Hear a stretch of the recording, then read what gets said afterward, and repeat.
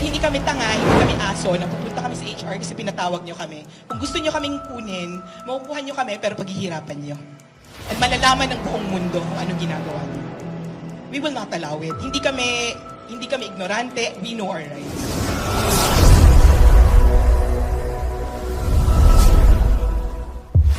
Dahil sa paulit-ulit na pagbanggit sa lahat ng kanyang mga live interview sa media, kabilang na ang mga ambush interview, binanggit ni Representative Ace Barbers na ang 37 inimbitahang DDS vloggers ay tinawag nitong mga narco at pogo vloggers.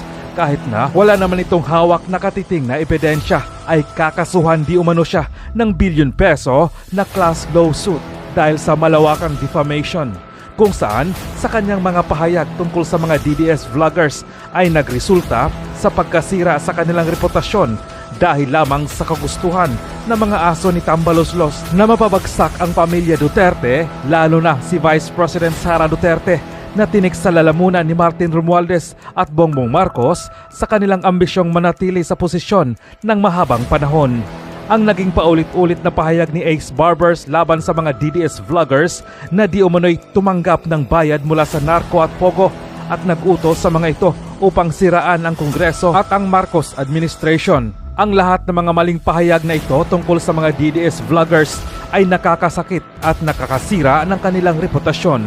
Sa ilalim ng batas, ang mga maling pahayag na ito ni Ace Barbers at mga kasamahan nito sa Kongreso ay batayan para sa isang kriminal at sibil na demanda. Hindi ako nag-aral para maging fake news spreader.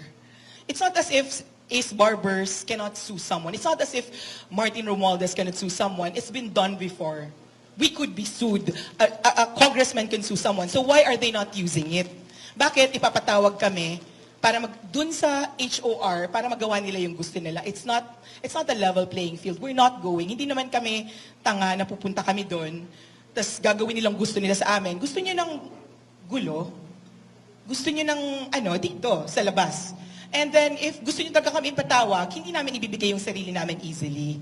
You will go through legal hoops to get us. Hindi kami tanga, hindi kami aso na pupunta kami sa HR kasi pinatawag nyo kami. Kung gusto nyo kaming kunin, makukuha nyo kami pero paghihirapan nyo. And malalaman ng buong mundo kung anong ginagawa nyo.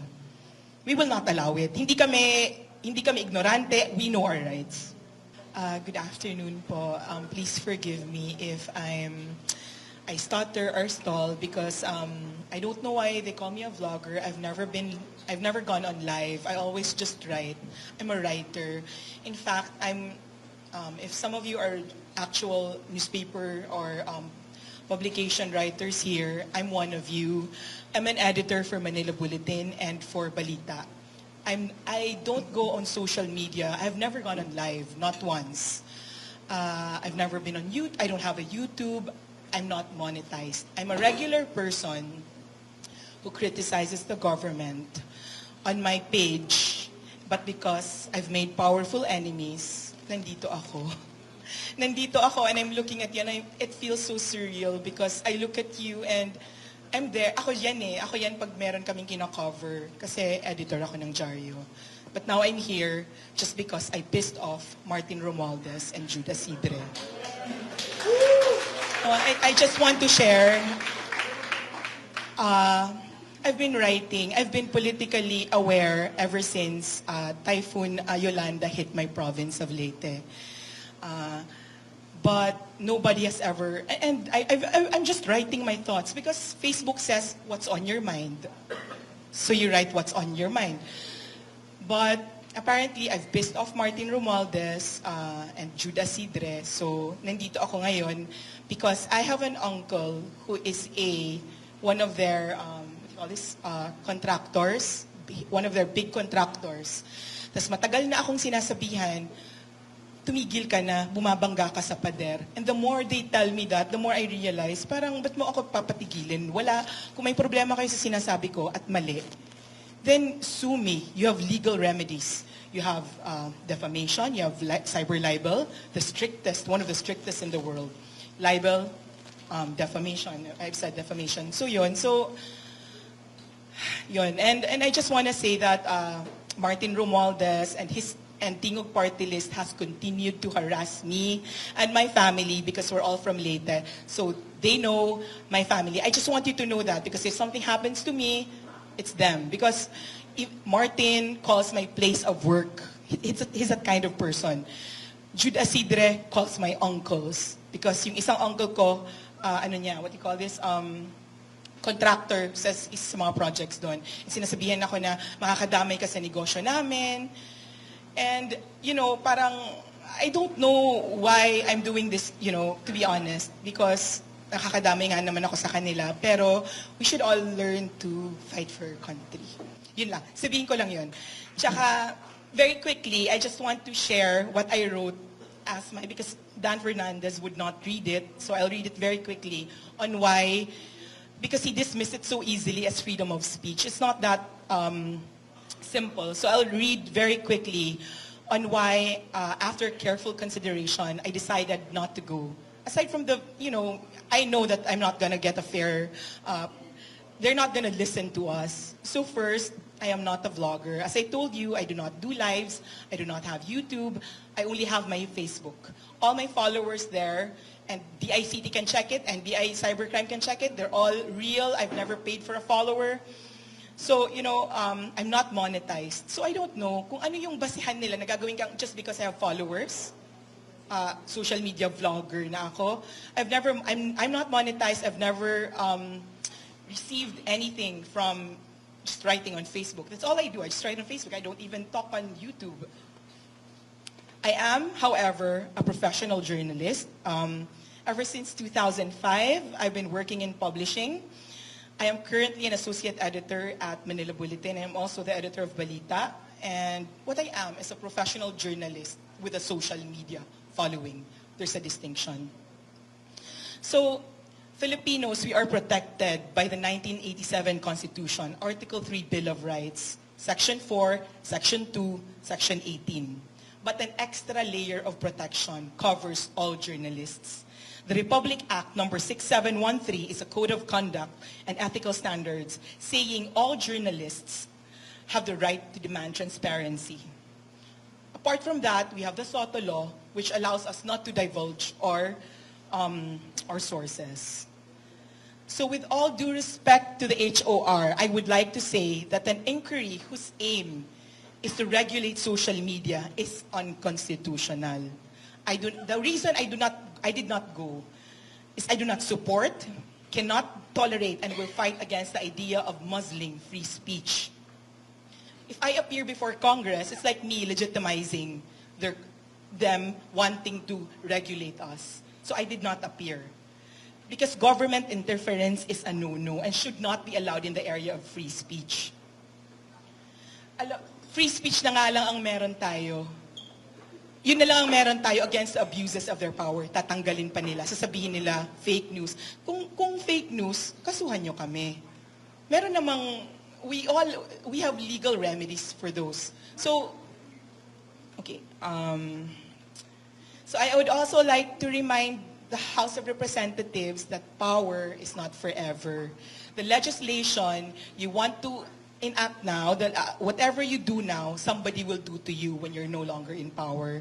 So be careful how you treat us, because you will be treated like this when somebody else, because I'm sure it will not be you, will be in power the next time.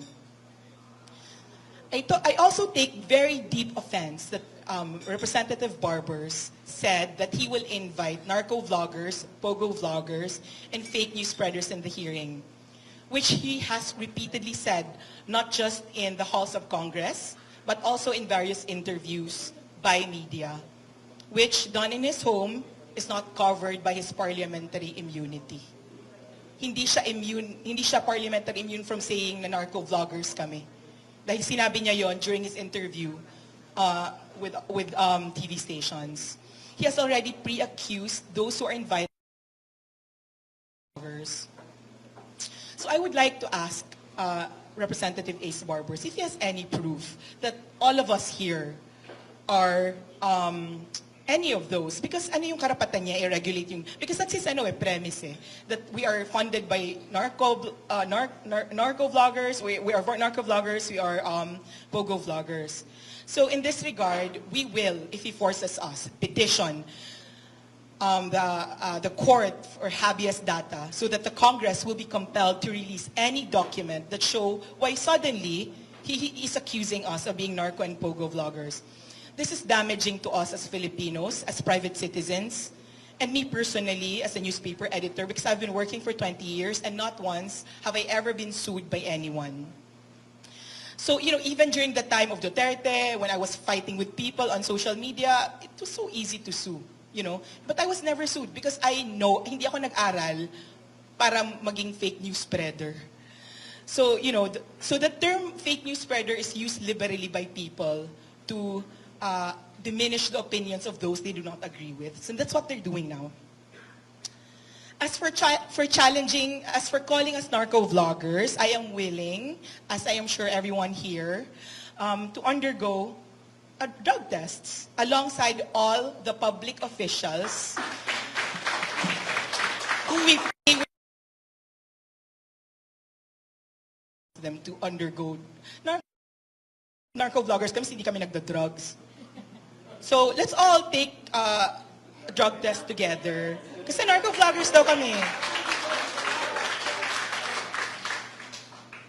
Okay, so as I've said, we have legal remedies already provided by the courts. And these remedies are available both to me, a simple Filipino, and to them. Hindi lang kami ang may karapatan mag-sue ng slander or defamation, sila din. Fake news, we have libel, defaming someone, even a public official, can get you sued with defamation. Our cyber libel law is one of the strictest in the world. We have the Revised Penal Code and Cybercrime Prevention Act of 2012. So all these laws are provided for citizens. Whether, you can use it, they can use it. Hindi lang naman dahil Congressman Drilon sued a journalist, and he won. So it's not as if Ace Barbers cannot sue someone. It's not as if Martin Romualdez cannot sue someone. It's been done before. We could be sued. A congressman can sue someone. So why are they not using it? Bakit ipapatawag kami para dun sa HOR para magawa nila yung gusto nila? It's not a level playing field. We're not going. Hindi naman kami tanga na pupunta kami doon. Tas gagawin nilang gusto nila sa amin. Gusto niyo ng gulo? Gusto niyo ng dito sa labas? And then, if gusto niyo talaga kami ipatawag, hindi namin ibibigay yung sarili namin easily. You will go through legal hoops to get us. Hindi kami tanga, hindi kami aso, na pupunta kami sa HR kasi pinatawag niyo kami. Kung gusto niyo kaming kunin, makukuha niyo kami, pero paghihirapan niyo. And malalaman ng buong mundo kung anong ginagawa niyo. We will not allow it. Hindi kami ignorante, we know our rights. And then another one, I'll wrap this up quickly. I have not spoken in many years. So, and also, I would like to share my observation that the invite list is composed of anti-administration bloggers. They have two, token, pro-admin bloggers, dalawa. So, are they inferring that the fake news spreaders are the critics are fake news spreaders pero sila hindi? Yung mga tao nila, yung mga bayad nila, yung mga pro-admin bloggers, hindi. Sila nagsasalita ng masama against kay Duterte, nagsasalita ng masama against kay Sara, but it's not considered disrespect. But when we do it, it's disrespect. We're not gonna allow parang double standard kasi bayad namin kayo. Our taxes are paying for you. Also, another to share on a personal note. So, sila gusto nila protected sila from fake news, from defamation. Paano naman kami? Asidre of Tingog Party List posted on his Facebook. Because during the pandemic, myself, Mark, Attorney Trixie, and Dr. Ethel, we tried raising money for PPEs.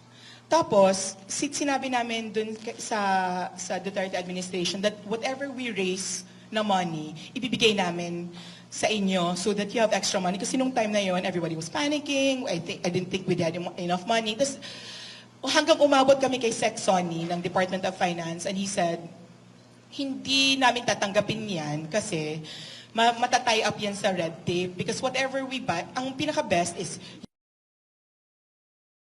the time na ang hirap-hirap makabili ng PPE.